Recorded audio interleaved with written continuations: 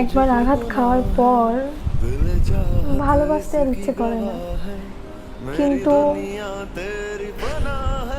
মন কোথায় শোনে, তাই না?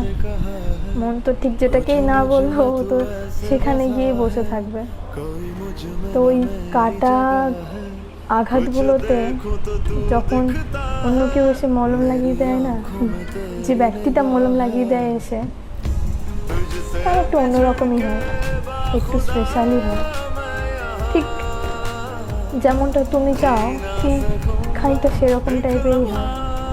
প্রথমবারে তুমি ভাবো যে প্রথমবারে যে সম্পর্কটায় থাকি আমরা, বা ওখানে অনেক কিছু ঠিকঠাক না হলেও আমরা কি ভাবি যে না মানিয়ে নেবো, গুছিয়ে নেবো, কিন্তু তারপরে যেটা হয়, যদি তার প্রথমটা ঠিকঠাক হয় তো ভালো, যদি তারপরে পরেরটা হয়, তারা পারফেক্টই আছে, তাই না? একই না?